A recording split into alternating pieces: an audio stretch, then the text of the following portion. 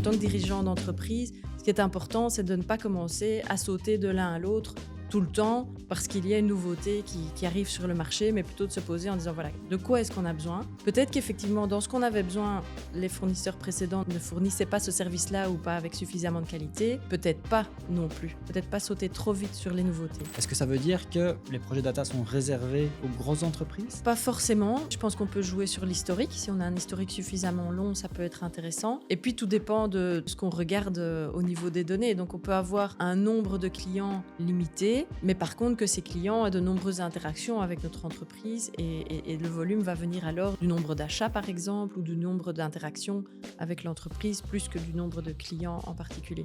Ok, je suis dirigeant d'entreprise. Par quoi est-ce que je commence? Toujours commencer par quel est mon besoin métier. Pensez même pas aux data, pensez même pas à l'IA, pensez d'abord à quel est votre besoin métier. Et si possible, pas 36. Effectivement, dans ce cas-là, en tant que dirigeant d'entreprise, ce qui est vraiment important, c'est d'abord savoir quelles sont mes grandes priorités stratégiques, quels sont les gros points de friction que j'ai pour le moment dans mon entreprise. Je choisis là-dedans, je dirais grand maximum 5 priorités qui sont vraiment stratégiques pour moi et je me penche sur celles-là. Et est-ce que la conséquence de ce genre de projet, c'est d'office une perte d'emploi? Pas forcément, c'est pour moi plutôt du temps qu'on peut gagner à faire d'autres activités. L'IA ne va pas répondre à 100% du besoin. On peut, je dirais, pousser l'IA pour qu'elle aille vraiment jusqu'au dernier pourcentage d'automatisation, mais en général, ça va avoir un coût qui sera beaucoup plus élevé que de le faire finalement encore manuellement. On aura toujours besoin d'une vérification humaine, mais je pense quand même que ça veut dire que certaines personnes vont devoir se former à ce qui fait vraiment l'expertise métier, plus que de la lecture de documents. Donc c'est pas remplacer l'humain, c'est décupler les capacités de l'humain au final. Ou assister, moi j'aime bien le mot d'assister l'humain. Donc c'est un peu comme si on avait un assistant qui prémâche le travail pour nous et puis qui nous dit, voilà, tu dois te concentrer sur ça, ça et ça. Le reste, j'ai vérifié, c'est bon. Eh bien, bienvenue Caroline sur ce podcast. Très heureux de pouvoir t'accueillir aujourd'hui. Pour commencer, je t'invite à te présenter. Parfait, bonjour. Donc moi c'est Caroline, je suis Senior Project Manager chez Agilitic depuis un peu plus de 2 ans. Je suis aussi Chief of Staff chez Agilitic, donc j'ai les 2 casquettes. Alors, brièvement mon parcours, donc j'ai été diplômée d'école de commerce Solvay, il y a une bonne vingtaine d'années. J'ai commencé par la voie assez classique, dans l'audit, chez KPMG où j'ai fait 5 ans, d'audit, ce qui était une vraiment bonne école pour commencer, je pense et déjà acquérir un certain esprit analytique. J'ai ensuite fait finalement la plupart de ma carrière, chez Swift où, j'ai travaillé pendant, 13 ans en finance, en contrôle de gestion. Donc là, j'ai continué effectivement dans l'analytique, analyse de données financières principalement, analyse de marge, tout ce qui est exercice budgétaire et cetera.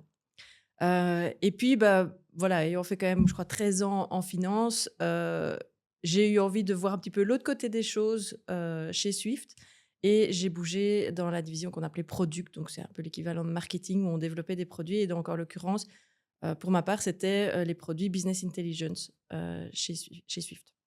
Donc je suis passée d'une vue, analyse de données interne, financière interne au développement de produits d'analyse de données aussi, bah, toujours financière parce que c'était chez Swift, mais pour les clients, bon, pour les banques qui étaient nos clients à l'époque. Donc ça, j'ai fait pendant environ 2 ans, et puis à ce moment-là, je crois que j'ai dû voir, alors peut-être pas un podcast, mais un webinar ou quelque chose comme ça, sur Agilitic et j'avoue que c'était une société qui me faisait déjà un petit peu de l'œil dans le sens où je trouvais qu'il y avait une approche assez sympa, mais j'imagine qu'on en parlera un peu plus après.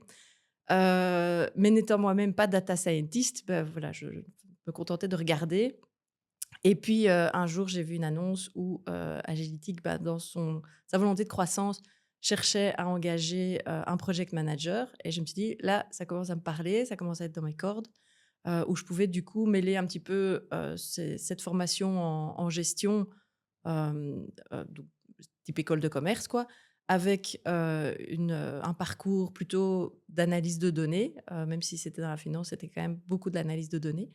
Et j'imagine que j'en parlerai peut-être un petit peu après aussi, j'avais été pas mal confrontée au côté technique, chez Swift aussi en étant, une sorte de responsable produit pour tout ce qui était, le module SAP de gestion des budgets. Donc voilà, je trouvais que cette expérience, analytique, gestion et un peu technique aussi, me permettait de postuler pour le job et en l'occurrence, ça a fait un bon match.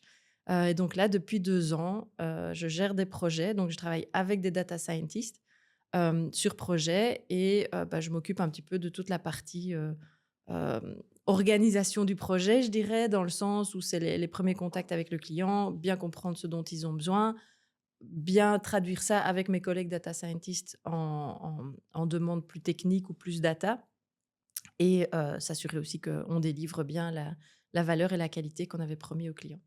Au-delà d'un focus, enfin d'un changement de boîte, il y a aussi un changement de focus en termes d'interaction, dans le sens où tu passes d'un rôle interne à un rôle de consultant dans le conseil. Est-ce que tu peux expliquer un petit peu, ce switch? Disons que c'est un double switch parce qu'en fait, je l'ai fait en passant de KPMG à chez Swift et puis C'est vrai. dans l'autre sens parce que donc voilà, chez KPMG, c'était de l'audit, c'était pas de la consultance. Mais finalement, moi, je trouve qu'on peut l'associer un peu à une certaine forme de consultance ou avec un objectif bien précis. Mais c'est aussi, ça commence toujours en fait une mission d'audit par bien comprendre, chez qui on est, quel genre de business a le client et c'est ça qui nous permet après d'auditer les comptes de manière intelligente. Hem Ensuite, quand j'étais chez Swift, en interne, c'était quand même une fonction de support. Donc quelque part, on peut aussi assimiler ça un petit peu à de la consultance dans le sens où je Consultance servais interne. Ouais. consultance interne, voilà, mais donc dans le sens où je servais des clients en interne et qui étaient, exigeants également. Donc il y avait ça aussi. Après je pense que ça va aussi un peu avec un choix de vie privée. J'étais, allez, jeune et sans enfant, disons, quand j'ai commencé chez KPMG et puis, le fait de pouvoir me poser, de ne pas aller, à l'époque, il y avait pas de télétravail, hein, donc ne pas aller chez un client différent comme ça tous les matins avec tout mon barda sur le dos, je trouvais ça pas mal de me poser, d'avoir, je dirais, mon bureau à moi et de faire tous les jours le même trajet, ça m'arrangeait très bien. J'ai fondé une famille. Maintenant mes enfants commencent à être un petit peu plus grands et puis je commence à avoir de nouveau un petit peu la bougeotte.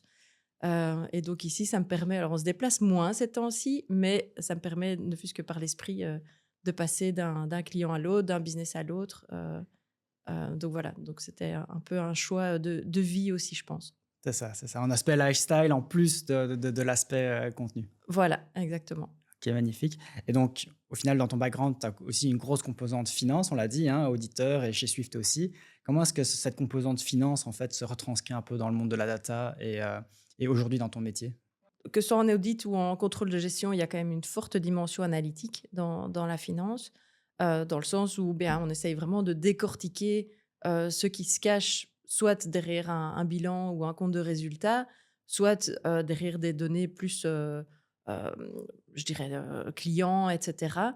Donc il y a quand même cette forte composante analyse de données que je retrouve ici aussi et allez, n'ayant pas moi-même la formation de data scientist, je parviens quand même, je pense, à poser les questions d'un point de vue justement pas expert data, mais un peu plus expert métier et comment est-ce que finalement on peut, faire la traduction et le passage entre la data et une réalité, métier.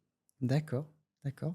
Et pour ton rôle aujourd'hui, est-ce que tu sais nous en dire un petit peu plus sur, ta casquette de Chief of Staff? Qu'est-ce que ça signifie être Chief of Staff dans une boîte de conseil data? Oui, alors, déjà je crois que chief of staff ça peut vouloir dire beaucoup de choses et ce qu'on m'a conseillé c'était de définir le rôle un petit peu comme je l'entendais, donc c'est un petit peu comme ça que j'ai fait ça. Comme c'est une petite structure, on pourrait assimiler ça à un rôle de head of HR aussi. Mais donc c'est vraiment s'assurer qu'on cultive nos talents en interne aussi bien qu'on cultive, nos clients. Et donc ça va vraiment par toutes les étapes du processus HR. Donc ça commence par, ce qu'on appelle l'employer branding et le recrutement. Donc vraiment avoir un processus de recrutement qui soit efficace et qualitatif en même temps, parce qu'on veut vraiment être sûr que quand on engage quelqu'un, il y a un fit parfait finalement avec, la société, la culture de la société, avec le métier aussi. Donc ça commence par le recrutement. Ensuite, c'est vraiment tous les aspects, HR une fois que les gens sont en place. Alors moi, je ne suis pas non plus experte, payroll et cetera. On a sous-traité ça à une organisation externe qui va s'occuper alors de la paye et de ce genre de choses. Mais moi, déjà, j'essaie de faire en sorte que tout ça tourne bien rond et puis je suis le point de contact aussi, pour mes collègues si jamais ils ont des questions HR. On s'assure aussi, bien sûr, du développement des gens. Donc, ça va là, clairement, c'est probablement plus spécifique, ou particulièrement pertinent dans une société de conseil, dans le sens où on attend de notre équipe une certaine expertise. Et donc, je ne suis pas toute seule à travailler là-dessus, mais j'essaye de faire en sorte que, chacun soit formé comme il faut, pour pouvoir apporter cette expertise. On en parlera sans doute aussi après, qu'il soit à la pointe de la technologie qui évolue très vite, sans pour autant, voilà, se disperser dans tous les sens. Donc c'est un petit peu, guider la formation, de mes collègues, et voilà. Génial, génial. Et justement, tu parlais d'être à la pointe. C'est quoi pour toi un peu les dernières tendances, dans le monde de la data? Qu'est-ce qu'on recherche chez les profils aujourd'hui? Alors, je pense que justement, ça sur le coup, je vais partir dans l'autre sens. Pas forcément dernière tendance, mais ce qu'on cherchait déjà avant et qu'on recherche toujours, c'est une certaine rigueur avec la donnée. Donc, vraiment s'assurer de la qualité des données, de l'interprétabilité des données et avoir vraiment une certaine rigueur dans ces données. Ce qui est plus récent, par contre, alors je dirais, pour être un peu plus spécifique que l'IA, à proprement parler, je dirais beaucoup tout ce qui est, modèle de langage, donc ce qu'on appelle les LLM, hem, où bah, déjà c'est un domaine qui existait pour ainsi dire pas ou qui était si peu connu qu'on voilà, qu'on ne le pratiquait pas beaucoup il y a quelques mois, mais de plus en plus, on se rend compte qu'il y a d'une part une demande de la part de nos clients pour, utiliser les LLM en fait pour structurer des données qui ne le sont pas à la base. Et à l'inverse, on voit aussi qu'il y a de plus en plus de besoins auxquels on répondait par d'autres technologies dans le passé, qui peuvent être satisfaits, par l'emploi de ces LLM. On parle beaucoup de GPT, de Gemini quand on parle de LLM, mais on se rend compte que finalement, il y en a quand même pas mal de modèles différents. Et là, ce qui est chouette, c'est d'avoir une approche, je dirais agnostique d'un point de vue technique, parce qu'on essaye de former nos équipes à différents modèles de langage pour vraiment proposer celui qui va s'adapter le plus, aux besoins du client. Comment est-ce que les dirigeants peuvent faire pour se tenir un petit peu, à jour dans tous ces domaines? Donc on voit qu'il y a beaucoup de technologies qui arrivent, de manière quasiment, hebdomadaire, voire quotidienne parfois. Par exemple, DeepSeek qui arrive, récemment, qui est récemment arrivé. Comment est-ce que les dirigeants peuvent faire pour se tenir à jour? Je dirais que plus que se tenir à jour, c'est faut peut-être juste pas s'emballer avec les dernières nouveautés. Donc en fait, se tenir à jour, je crois que c'est assez facile dans le sens où on en entend parler. Tout d'un coup, on parlait de DeepSeek, on en parle quand même beaucoup dans les médias. Donc ça, je dirais, à part une écoute, heu, de culture générale et je dirais par rapport à ce qui se passe dans l'actualité, hem, ce qui me paraît plutôt important, c'est de pas se disperser ou de pas sauter sur, la dernière nouvelle en cours. Donc c'est pas effectivement parce qu'on annonce l'arrivée de DeepSeek, qui semble, d'après ce qu'on en entend, très prometteur, que, il faut oublier les autres modèles parce que, bah, déjà généralement avec une nouveauté, il y a tout l'aspect bling bling qui vient avec et on ne voit que ce qui est nouveau, que ce qui est chouette et qu'est-ce qui est mieux que les autres. Mais finalement, en fait, il y a une assez saine compétition entre les différents fournisseurs de modèles d'IA. Ce qui fait que quand il y en a un qui, je dirais, qui passe au-dessus avec une nouvelle, capacité, par exemple, bah, les autres assez vite, rattrapent et compensent ou proposent éventuellement autre chose. Donc ici, je pense que en tant que dirigeant d'entreprise, ce qui est important, c'est de ne pas commencer à sauter de l'un à l'autre tout le temps parce qu'il y a une nouveauté qui arrive sur le marché, mais plutôt de se poser en disant: «Voilà, de quoi est-ce qu'on a besoin?» Peut-être qu'effectivement, dans ce qu'on avait besoin, les fournisseurs précédents ne fournissaient pas ce service-là ou pas avec suffisamment de qualité, mais peut-être pas non plus et donc voilà, peut-être pas sauter trop vite sur les nouveautés. D'accord, effectivement. Et tu parlais tout à l'heure aussi d'avoir de bonnes bases. Est-ce que tu peux en parler un peu plus? C'est quoi avoir des bonnes bases pour faire des projets data? Eh beh, c'est des bonnes datas, donc des bonnes datas, ça veut dire quoi? Ça il y a une question, je pense, de qualité et de quantité, donc en termes et de oui, qualité va aussi avec l'exhaustivité, donc avoir des bonnes datas dans le sens où finalement tous les modèles d'intelligence artificielle fonctionnent sur, une matière grise et sur un, un actif de données. Hem, alors ça peut fonctionner sur des données, je dirais, publiques, mais finalement en tant que dirigeant d'entreprise, ce qui m'intéresse, c'est de pouvoir en plus des données publiques, pouvoir exploiter mes données à moi, puis qui m'appartiennent et que mes concurrents, par exemple, n'ont pas.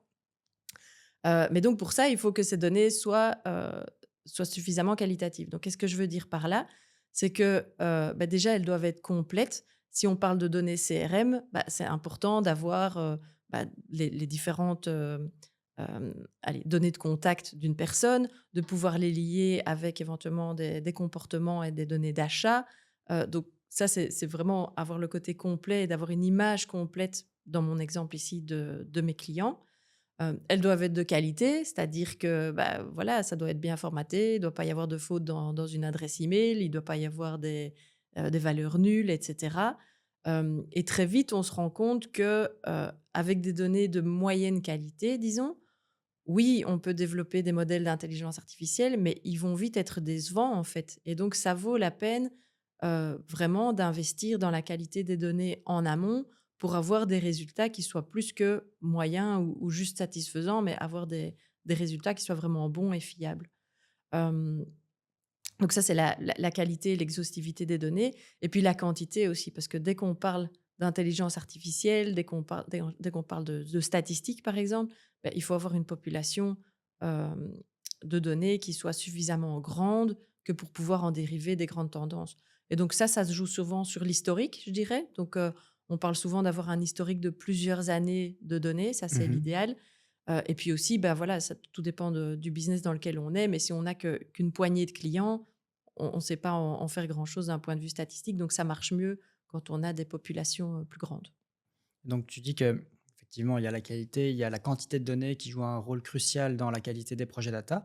Est-ce que ça veut dire que les projets data sont réservés aux grosses entreprises?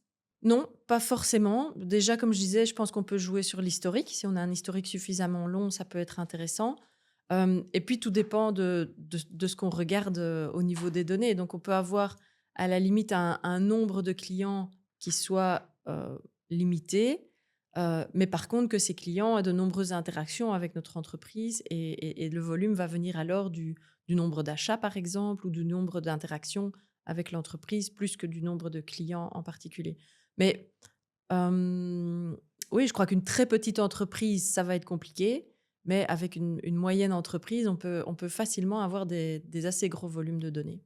OK, je suis dirigeante, dirigeant d'entreprise. Par quoi est-ce que je commence? D'après nous, toujours commencer par quel est mon besoin métier. Donc, pensez même pas aux data, pensez même pas à l'IA, pensez d'abord à quel est votre besoin métier et si possible, pas 36. Donc effectivement, dans ce cas-là, en tant que dirigeant d'entreprise, ce qui est vraiment important, c'est d'abord savoir quelles sont mes grandes priorités stratégiques, quels sont les gros points de friction que j'ai pour le moment dans mon entreprise. Je choisis là-dedans, 2-3, je dirais grand maximum 5 priorités qui sont vraiment stratégiques pour moi et je me penche sur celles-là. Alors ensuite, c'est de bien comprendre, quelles sont ces priorités ou quels sont ces points de friction, pour savoir un petit peu, pourquoi est-ce que c'est devenu une priorité. Je vais essayer de donner un exemple. Donc si, une de mes priorités, c'est ou un de mes points de friction, c'est la grosse charge administrative de mon personnel, d'essayer de voir OK, je sais que effectivement j'ai beaucoup de tâches administratives qui me paraissent à faible valeur ajoutée. Je voudrais que mes équipes se penchent sur d'autres tâches à plus grande valeur ajoutée. Bah, déjà essayer de voir, OK, c'est quoi ces activités à faible valeur ajoutée et elles consistent en quoi? Est-ce que, je passe beaucoup de temps à trier des documents? Est-ce que je passe beaucoup de temps à, à réécrire ou réencoder du contenu que j'ai eu d'abord dans un bon de commande et puis que je dois ou d'abord dans un devis et puis que je dois convertir dans un bon de commande, puis que je dois convertir dans un dossier client et puis enfin dans une facture. Donc essayer de bien comprendre où sont ces points de friction et où sont ces activités, dans mon exemple, à faible valeur ajoutée que je voudrais, optimiser.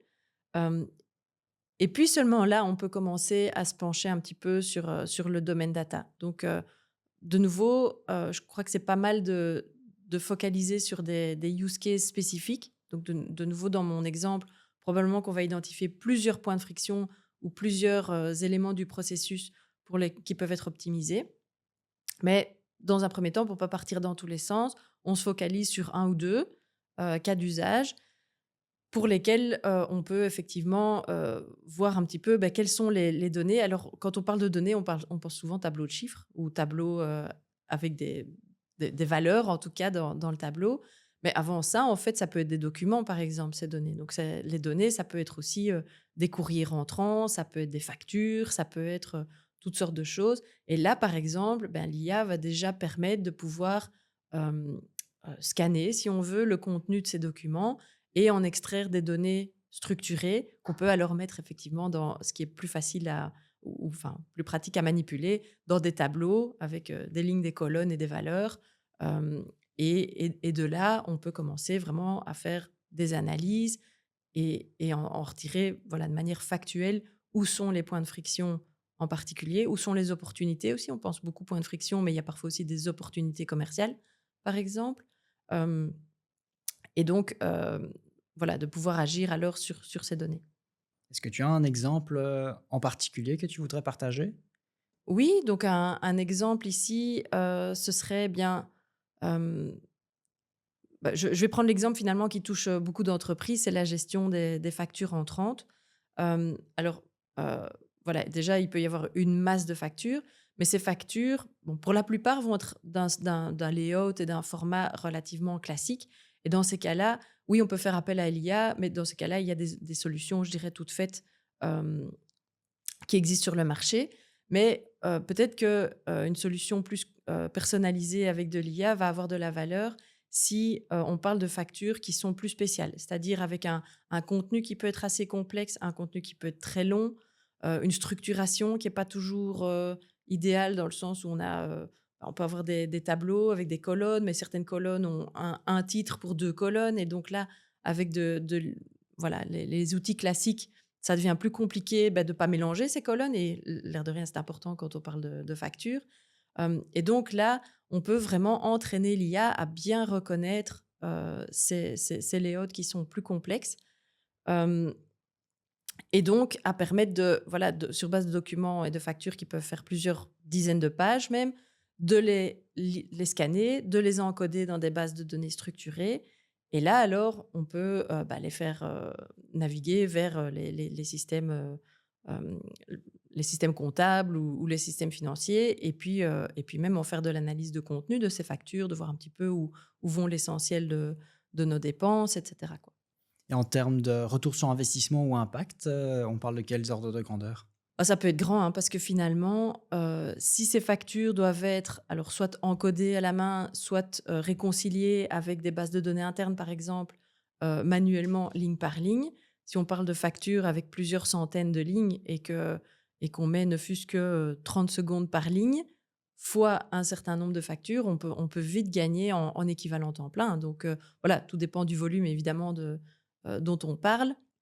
Mais si c'est des factures qui arrivent tous les jours, avec chaque fois plusieurs centaines de lignes et cetera, on peut vite gagner de l'ordre de, 1 équivalent temps plein, 2 équivalents temps plein. Après, voilà, tout dépend du volume qu'on a à la base, mais ou si on le met en pourcentage, si ces activités sont vraiment faites manuellement aujourd'hui, on peut facilement, à mon avis, gagner 80 de la charge de travail par une lecture automatisée de ces factures.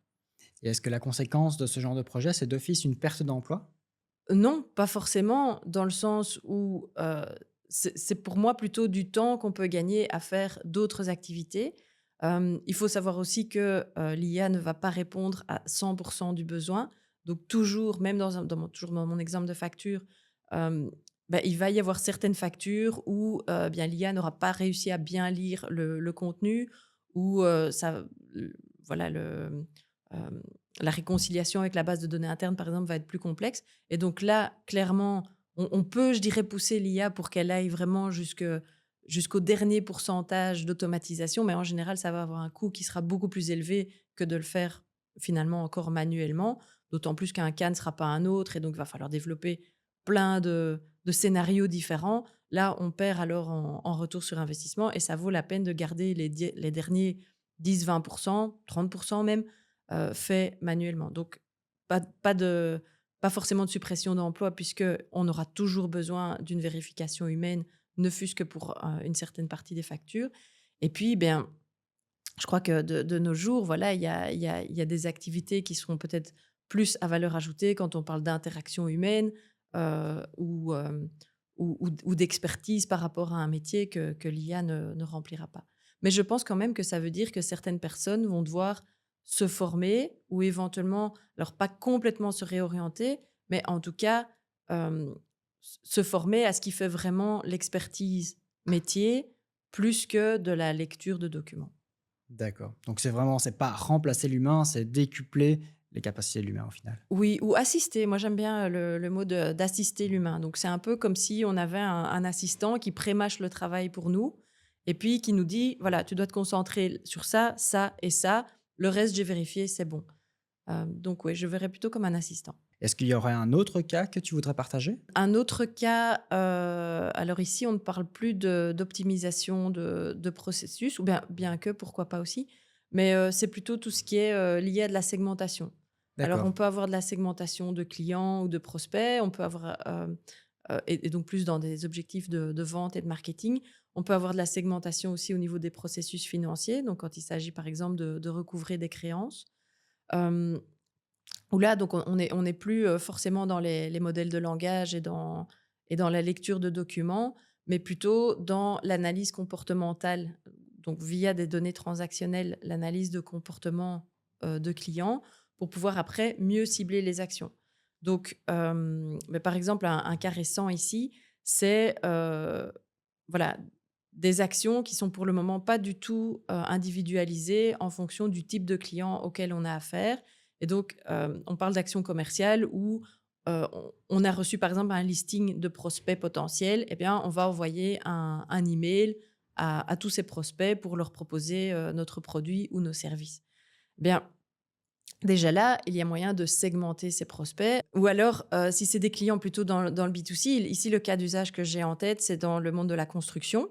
Eh bien, on ne va pas s'adresser aux clients en fonction de l'état d'avancement de leurs travaux. Donc quelqu'un qui vient d'acheter un terrain et qui envisage de construire une maison n'est pas au même état d'avancement que quelqu'un qui a déjà toute sa maison et il manque encore l'installation de la cuisine, la salle de bain.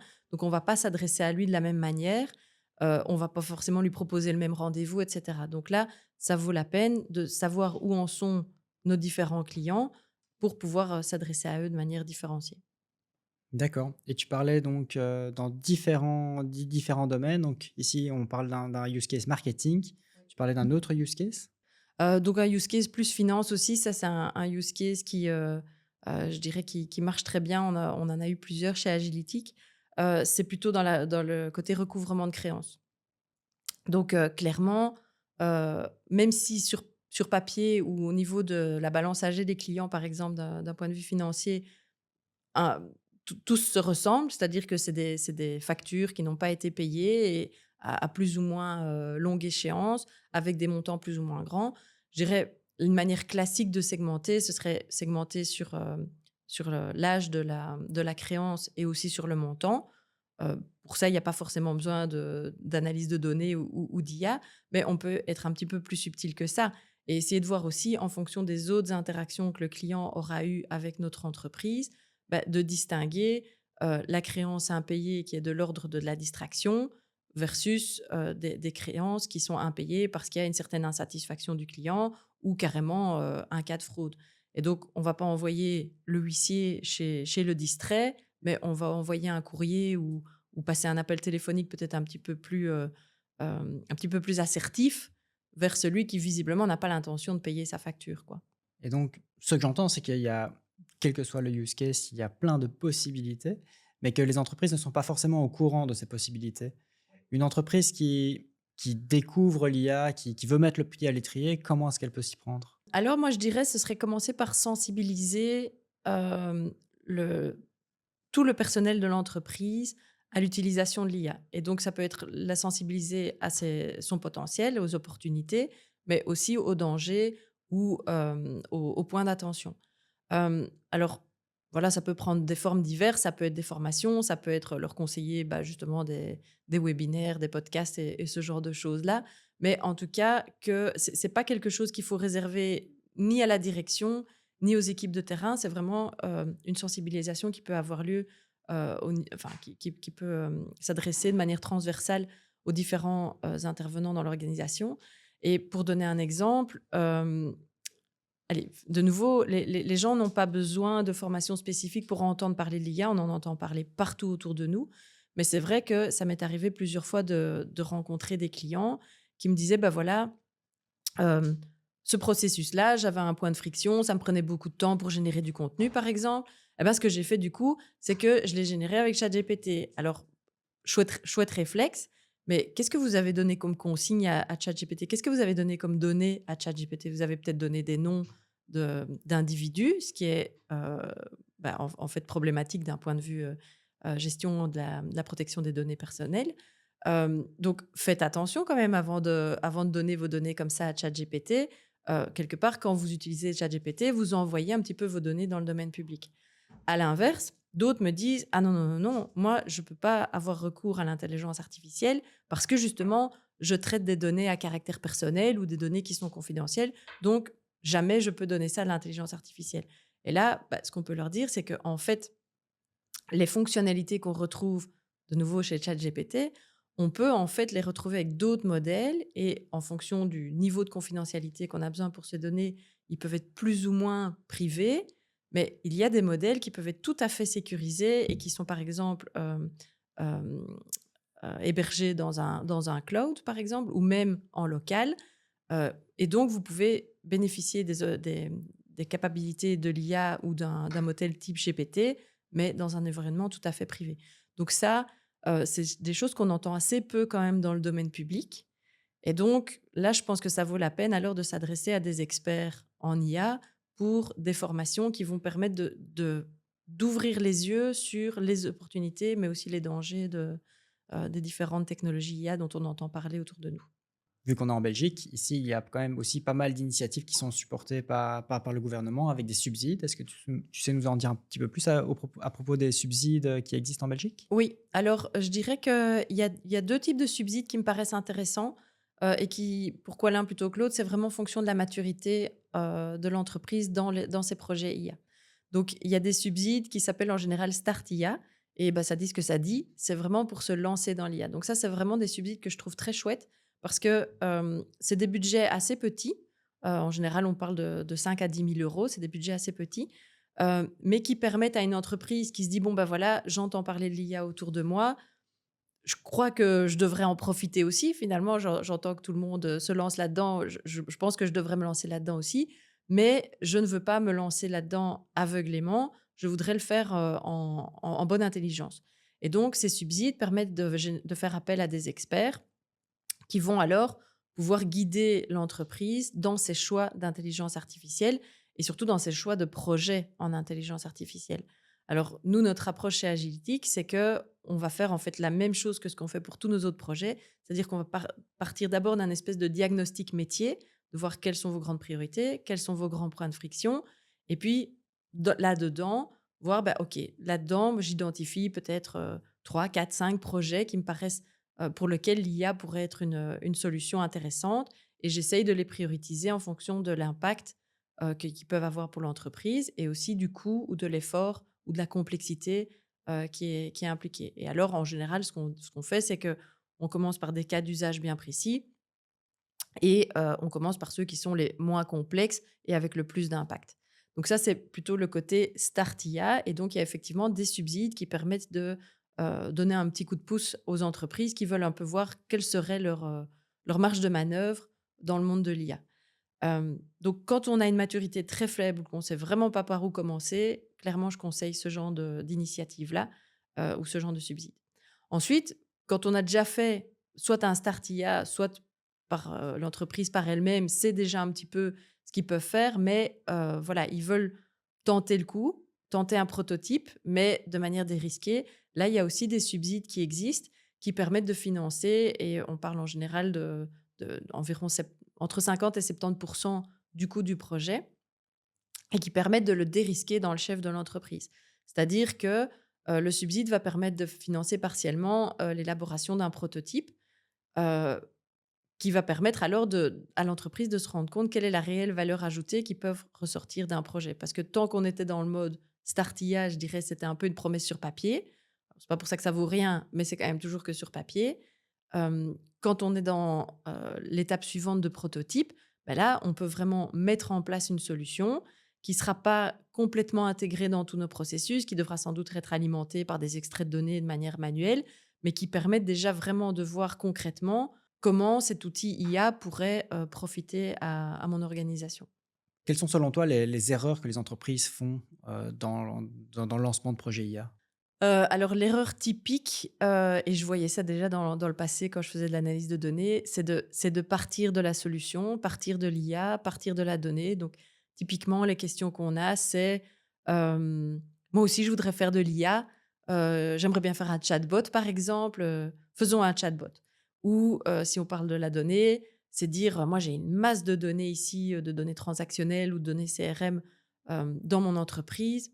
Heu, je vais en faire quelque chose parce que ce serait quand même chouette de faire ça on entend souvent comme phrase: «Ce serait chouette» ou «Ce serait intéressant de faire quelque chose avec cette technologie ou de faire quelque chose avec ces données» et ça, pour moi, c'est prendre le problème à l'envers. Dans le sens où alors si on a vraiment du bol, ça marche, mais si on n'a pas de bol, ou dans la majorité des cas, on se retrouve en fait avec une solution qui est très chouette, mais qui sert à rien en fait. Parce que, bah, il y avait peut-être pas de problème à la base ou ça n'adresse pas le problème qui était finalement le gros problème de notre entreprise ou le gros enjeu de notre entreprise.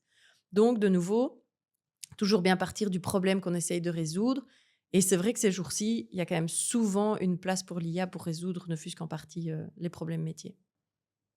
D'accord. Il y a d'autres erreurs que les dirigeants d'entreprise font quand ils pensent à l'élaboration d'un projet data? Oui, alors je dirais, au niveau de la qualité des données. Donc, souvent, les organisations pensent qu'elles ont des données qui sont 80 OK. Alors, bah, déjà 80 il faut voir si c'est suffisant et même quand on pense qu'elles sont 80 OK, bah, souvent on se rend compte qu'en fait, c'est plutôt de l'ordre de 50 que de 80 et là, ça devient clairement insuffisant. Donc, clairement, un projet IA avec des données de moyenne qualité, disons, bah, va donner des résultats qui, à tous les coups, seront décevants. Donc ils seront probablement juste moyens, mais dans un monde où on voit des choses extraordinaires au niveau de l'IA, avoir des résultats moyens, c'est toujours décevant. Donc ça vaut la peine, même si ça donne pas envie, en fait, parce qu'on a envie de se lancer directement dans le résultat final et pas dans le nettoyage qu'il faut faire avant, eh bien, ça vaut quand même la peine de se pencher un peu et de faire un petit audit de ces données, de prendre des mesures correctives pour avoir des données de meilleure qualité. Parce que comme on dit, garbage in, garbage out, si les données à la source ne sont pas bonnes, ce qu'on aura à la sortie ne sera pas bon non plus. Alors ce qui arrive parfois, et parfois c'est ce qu'il faut pour faire prendre conscience, c'est que on dit: «Non, non, non, mes données, elles sont 80 bonnes, on se lance». Bon, bah, voilà, il y a un moment où quand on veut se lancer, bah, alors, on se lance. On se lance et on a eu l'exemple récemment d'un modèle de projection des ventes. Donc projection des volumes de ventes par produit, par magasin où, bah, voilà, les données, on pensait qu'elles étaient enfin l'entreprise pensait qu'elles étaient suffisamment qualitatives. On a fait un modèle de prédiction des ventes et là, en général, c'est là qu'on se retrouve avec les problèmes, beaucoup plus, qui sont apparents de manière beaucoup plus voyante. Et donc, en fait, ce qui s'est passé, c'est que, bah, le modèle a donné des résultats qui étaient pas mal, hein, honnêtement, qui étaient pas mal. Mais assez vite, on a dit: «Ouh là là, mais là, il me propose des quantités complètement aberrantes. Ou là, il me propose, 0 comme quantité, comment ça se fait?» Assez vite, on met la faute sur le modèle. Alors parfois, c'est le cas, hein, honnêtement. Mais souvent, c'est un problème de données à la source. Donc par exemple, mon modèle, me fait des prédictions de vente à 0. Ah oui, ben, en fait, c'est parce que je vois que dans mes données à la source, bah, le magasin était indiqué comme fermé ce jour-là. Bah oui, forcément, du coup, le modèle a proposé de vendre 0 puisque le magasin était censé être fermé. Ou, on me propose des quantités qui sont beaucoup plus basses que ce que je vais vendre en réalité parce que j'avais mis que le la capacité de mon rayon était, par exemple, de 10 boîtes, ou de 2 boîtes, alors qu'en fait, on pouvait en mettre 20. Ah oui, mais si on mettait dans le modèle de données que la capacité était de 2 boîtes maximum, bah, je ne vais pas proposer de mettre plus que 2 boîtes dans mon rayon. Donc là, de nouveau, un problème de qualité de données et quand je disais que finalement on pouvait fonctionner comme ça, c'est que ça a ce côté décevant, mais ça met aussi, les décideurs devant la réalité des choses où on dit: «Bah, voilà, vous voyez, tout ça, tout ça, tout ça, c'était mal paramétré. Donc retournez alors, à la source, paramétrer les données convenablement, sensibiliser les équipes pour le faire», parce que c'est vrai que c'est un peu yaka, hein, ce que je dis. Donc sensibiliser les équipes que oui, c'est embêtant, c'est pas drôle à faire, mais n'empêche que c'est comme ça que vous aurez, un retour sur investissement intéressant. Et là, petit à petit, alors on peut, améliorer la qualité des données, de manière, progressive, en fait. D'accord. Et qui est-ce qu'il faut impliquer dans ce genre de projet? Typiquement, même dans les étapes de qualité de données? Oui. Eh bien, alors j'avais envie de dire tout le monde, non, parce que, on se retrouve alors avec, trop de cuisiniers dans la cuisine, comme on dit. Mais par contre, une population représentative des différents domaines de l'organisation. D'accord. Donc de ce point de vue-là, tout le monde, dans le sens où il faut vraiment, bah, je pense, l'équipe dirigeante pour avoir la vue plus stratégique, plus, hélicoptère sur l'organisation. Les équipes de terrain, donc ceux qui sont dans mon exemple ici, ceux qui sont dans les magasins, qui doivent faire l'encodage et peut-être qu'en fait, ils n'ont pas le temps de faire l'encodage à la fermeture du magasin et donc il faut trouver des systèmes pour leur permettre de faire ça de manière qualitative. Ça peut être les équipes, vente et marketing, donc qui veulent, par exemple, pousser un nouveau produit qui est peut-être différent des autres et donc il faut en tenir compte des spécificités du nouveau produit. Et alors, bien sûr, les équipes techniques parce que, voilà, on pense souvent aux projets data comme étant des projets techniques. En fait, pour moi, c'est des projets organisationnels avant tout, mais dans lesquels il y a évidemment une grosse composante technique. Donc ça, c'est une erreur qu'on fait souvent aussi. C'est en fait, on fait 2, je pense, 2 erreurs opposées. Soit on part du principe que c'est un projet technique et on n'implique que les équipes techniques et très peu les équipes de métier et on se retrouve avec un outil, mais qui est pas du tout en accord avec la réalité de terrain. Ou alors au contraire, on commence avec les équipes, marketing par exemple, qui vont penser, aux nouveaux produits qu'ils veulent mettre sur le marché, proposer à leurs clients et tout. Et puis on n'implique pas du tout l'équipe technique qui va quelque part, passer alors un peu pour un empêcheur de tourner en rond parce qu'ils vont mettre en avant des contraintes techniques qu'on n'avait pas pensées. Et donc, ça vaut la peine de les impliquer dès le début du projet pour justement penser le projet en bonne intelligence avec les contraintes, mais aussi les possibilités que chacun peut offrir. OK, donc on a parlé, beaucoup de sensibilisation des équipes, aux dernières tendances, à l'importance de la qualité de données, aux dernières technologies. Comment, nous, en interne, est-ce qu'on fait pour, se tenir à jour et se former? Oui. Bah, déjà, on se forme justement, on se forme et on sensibilise, à cela. Donc on a la chance, je pense, chez Agiltic, c'est qu'on a des consultants qui sont assez curieux de tout ce qui se passe. Et donc je pense qu'il y a 2 types de formations, dans ce qu'on propose et qu'on impose, mais ils sont bien d'accord, à nos consultants. C'est toute la partie nouvelles technologies. Alors ça, c'est la partie qu'ils aiment bien, c'est la partie chouette justement parce qu'il y a une nouvelle technologie qui arrive sur le marché. Et donc on a envie voilà, d'essayer. Je suis sûre qu'il y en a qui font même ça sur leur temps libre. Ici, ce sur quoi on insiste beaucoup pour ces nouvelles technologies, c'est à une formation qui est orientée valeur ajoutée pour nos clients. Donc clairement, on va pas les empêcher de jouer avec les nouveaux, DeepSeek ou autres outils pendant leur temps libre. Mais, quand on parle de formation dans le cadre du travail, on essaie quand même toujours de dire: «OK, il y a cette nouvelle technologie qui arrive sur le marché, hem, formons-nous à cette nouvelle technologie en ayant en tête la valeur qu'on va pouvoir proposer aux clients». Donc on n'essaye pas, on ne teste pas juste parce que c'est chouette ou parce qu'il y a des chouettes fonctionnalités, mais qu'est-ce qu'on va pouvoir résoudre comme problème? C'est toujours la même chose. Qu'est-ce qu'on va pouvoir résoudre comme problème chez nos clients grâce à cette technologie? Et ça devient une autre manière alors je pense de se former, dans le sens où, à chaque nouvelle tendance qu'on va observer sur le marché, on va vraiment se poser cette question de: «Quel est le problème qu'on va pouvoir résoudre avec ça?» Et alors ce qu'on fait, c'est bon, d'abord, on se forme de manière, je dirais, théorique. On regarde un petit peu la littérature littérature s'il en existe, mais ou ce qui se dit sur le sujet. Et puis, on se forme de manière pratique aussi, dans le sens où, en fait, on utilise des données tests et on essaye, en fait, d'utiliser ou d'appliquer cette nouvelle technologie à des cas d'usage qui ressemblent, à des problématiques, qu'on rencontre chez nos clients pour pouvoir alors après faire des démos ou autres pour pouvoir proposer des solutions pertinentes à nos clients. Donc ça, c'est pour la partie, je dirais, nouvelle technologie. Mais alors c'est important, comme je le disais d'un point de vue, de nos clients, c'est important aussi de former, nos consultants à la base. Et donc quand on dit la base, de nouveau, c'est la qualité des données. Quand on parle de qualité des données, c'est vraiment, faire ces audits de données, mais c'est aussi avoir des données qui sont bien gérées. Hem, donc on essaye par exemple de former on a beaucoup de data scientists, chez Agility, on a aussi quelques data engineers, mais on essaye de former les 2 aux 2 composantes du métier. C'est-à-dire qu'un data scientist doit être capable, avec quand même certaines bases d'ingénierie, doit être capable de mettre en place une plateforme de données ou certains éléments, en tout cas, de cette plateforme de données de manière bien structurée, bien organisée, efficace aussi d'un point de vue coût, hein, pour le client. Donc, on forme pas mal nos consultants je dirais, à déborder sur d'autres domaines pour pouvoir vraiment gérer un flux end-to-end de données entre la collecte des données, la gestion des données, la modélisation et voilà et vraiment l'applicatif même qu'on peut proposer à nos clients. Et pour celles et ceux qui envisagent de se lancer dans une carrière de data scientist, est-ce que tu peux nous expliquer un petit peu comment se préparer avant de passer, par exemple, des interviews pour devenir data scientist ou data engineer? Et puis après, à quoi ressemble, l'onboarding, côté Agility? Oui.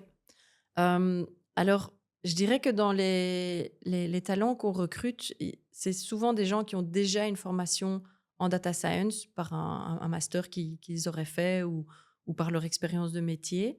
Hem, Là où on va être, donc voilà, se former à une utilisation, je dirais bien organisée, bien structurée, efficace et pragmatique, des données, ça c'est une chose.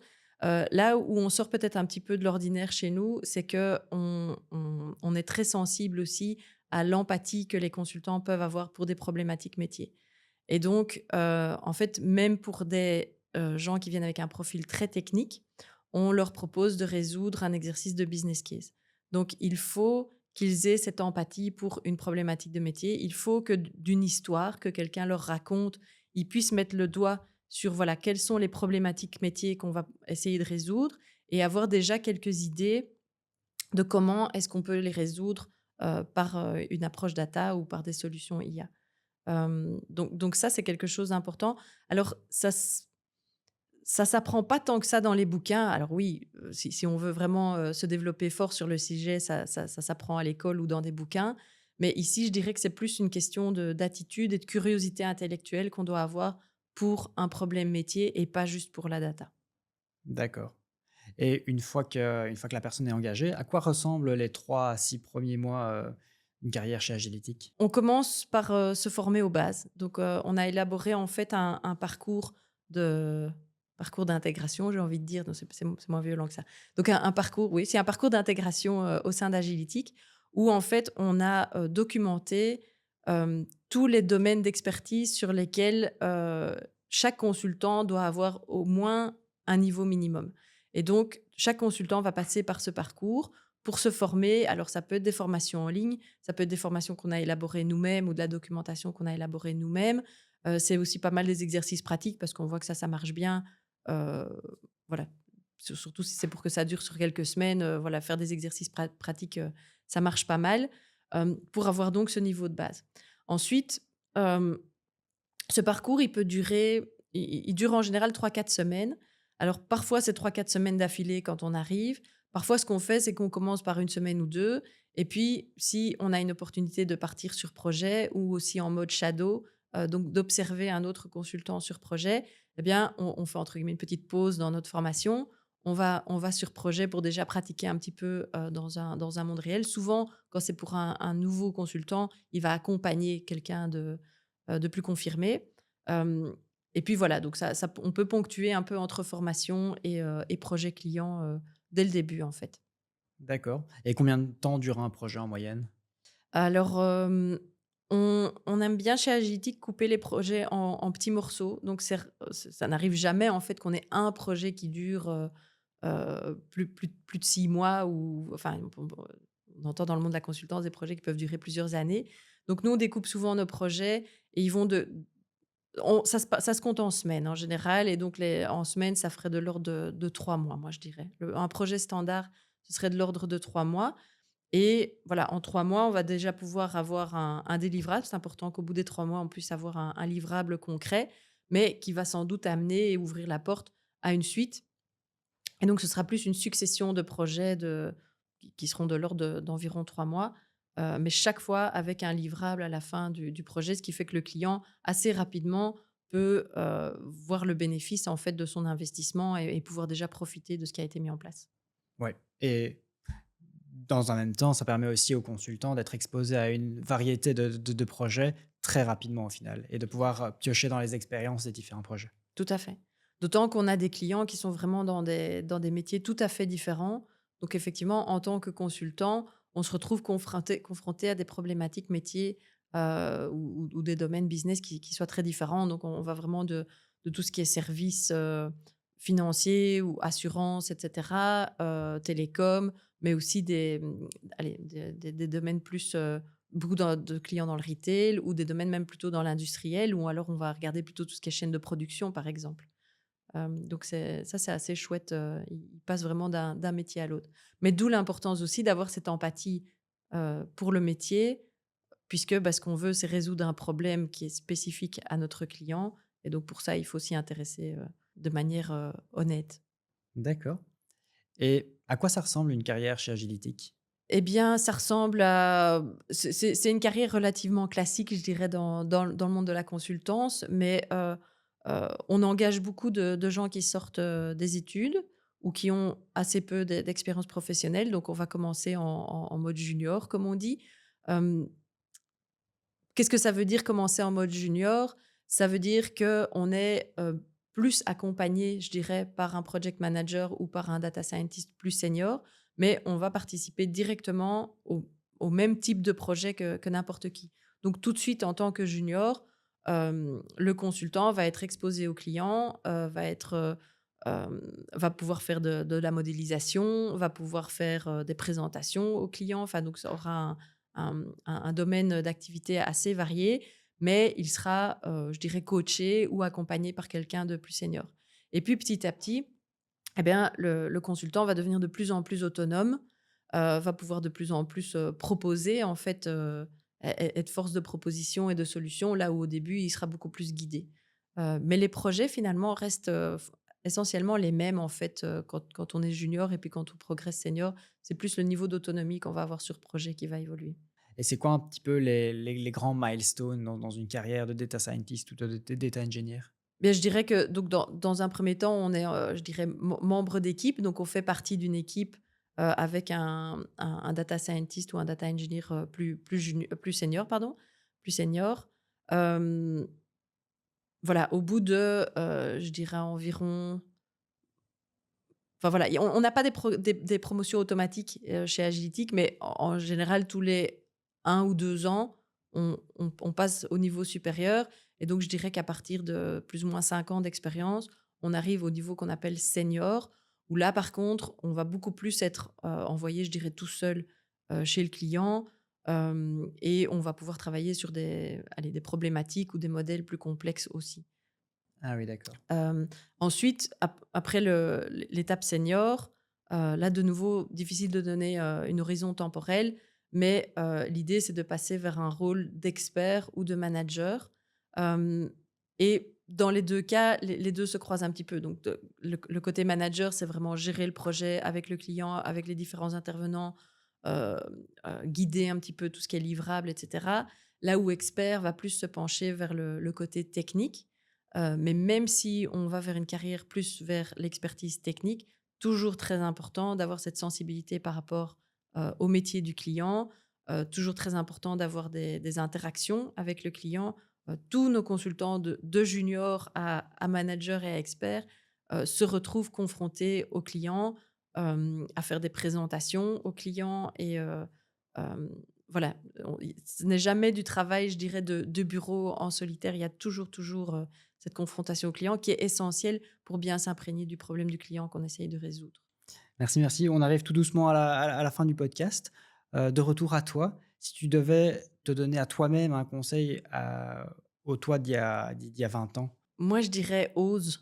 Heu, je crois que chacun, on a allez, des possibilités en nous et que parfois on se restreint un petit peu à un chemin tout tracé ou à des domaines qui nous paraissent, inaccessibles.